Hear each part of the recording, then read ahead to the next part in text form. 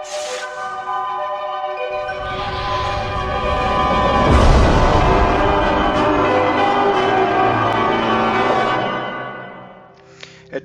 assalamu alaikum, namaste, huru nefer. This is Kasakma Keperu with another video for you. In this video, I want to talk about why Oprah Winfrey is only targeting black males to do exposés on. But before I do that, I want you to hit the like button on this video. If this is your first time to my channel, welcome. Hit the subscribe button to get notifications on when I go live and when I upload recorded videos. And lastly, please share this video with family and friends so we can get the revolution started. So you may have heard this going around social media, and here's an article in particular covering it. It says the game investigates why Oprah seemingly targets black predators, not whites. So let's go into this a bit more. It was the kiss scene around the world. Millionaire Oprah Winfrey planting a wet one. It's interesting to see millionaire but not billionaire. Planting a wet one on the cheek of one of the most notorious sexual predators in history of Hollywood, Harvey Weinstein. But as the Game and 50 Cent have pointed out, Winfrey has chosen to do a documentary on Weinstein. Has not chosen to do a documentary on Weinstein, or Matt Lauer, or Kevin Spacey, or comedian Louis C.K., nor any of the hundreds of mostly white males who have been exposed for their sexual impropriety during the pinnacle of the Me Too movement. Instead, the only ones in prison are black superstars and legends Bill Cosby and R. Kelly. Winfrey has signed on to executive produce a yet-to-be-named documentary on one of Russell Simmons' rape accusers. It will premiere at the Sundance Film Festival in January. This follows Oprah's explosive OWN network special about Michael Jackson and last year's Emmy-winning Leaving Neverland documentary, which also premiered at Sundance. TMZ caught up with the Game in Southern California after 50 Cent posted this message for his 25 million Instagram followers. And here are some of these individuals. Okay, it says 50 Cent commented on the photo by saying, "You think Oprah doesn't notice how this is playing out? The Game is quite flummoxed, I don't know that word, about Winfrey giving a pass to the likes of Weinstein, Jeffrey Epstein, and hundreds of other white male predators. While he can't say definitely, the Game theorized that as a member of a secret society, Winfrey is forbidden from targeting white male aristocrats. However, the Game told TMZ he promises to investigate the matter expeditiously, knowing that Winfrey is a member of the Untouchables, as he pointed out." And I am really, really glad that this is starting to take off in social media to expose Oprah Winfrey. And I have been saying this for years, not specifically about her targeting black males, but a number of other things. But it's appalling that she is going after black males, knowing what the media has done and the history of the media going back to D.W. Converse of Birth from a Nation, and all types of portrayals in the media of black men as criminals, thugs, rapists of white women, and so forth.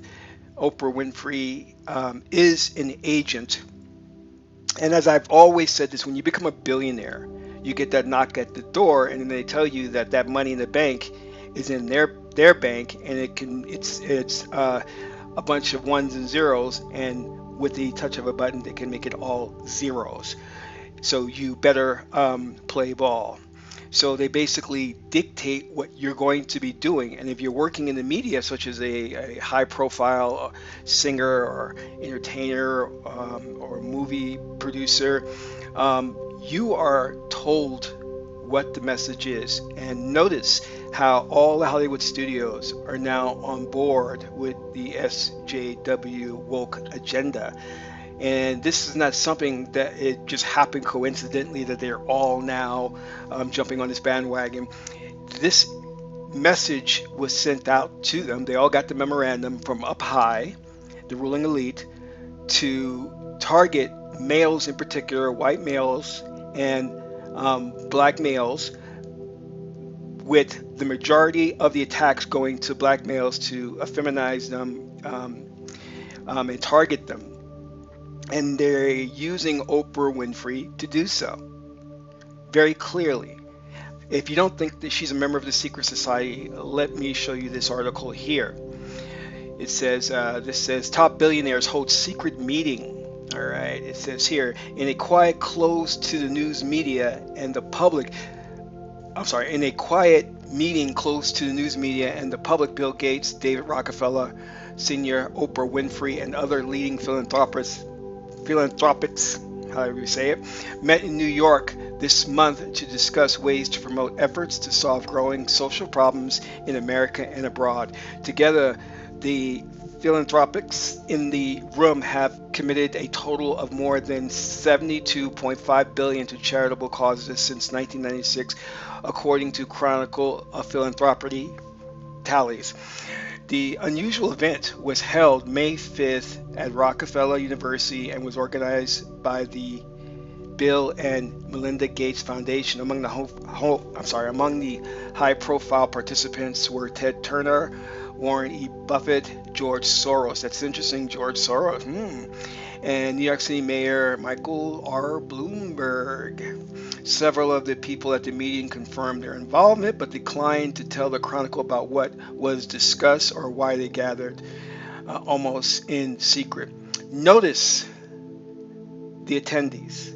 These are individuals who have a direct connection to mass media, and Oprah Winfrey is one of them. So she is taking her orders from up high. Now, going back to why I had a problem years ago with Oprah Winfrey.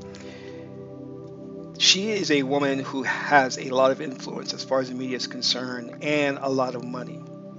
Yet every role or every movie she signed on to was all about continuing the narrative of slavery.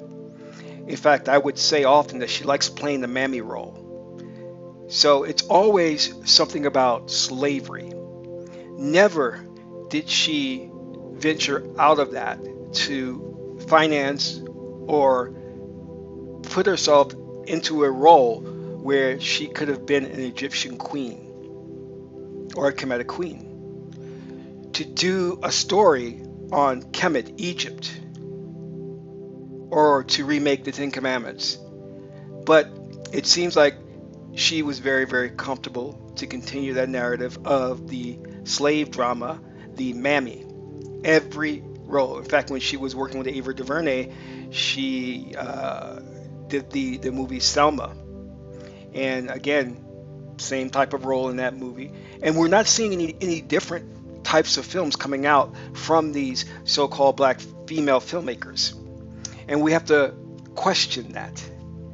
You see, there is no doubt that Kemet, Egypt, was a land of black people, black Africans, and among them were African queens, many of them.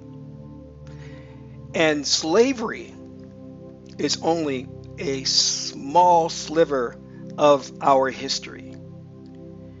When you go back to research our history in the land of Africa, you will find a lineage of many kings and queens who are black Africans. And for someone like Oprah, with the so-called feminist agenda, because that's what she pretends to be about, empowering black women or women in general, why has she not, how come she hasn't done a role where black women have reached the pinnacle of power and prestige? And that would be a queen.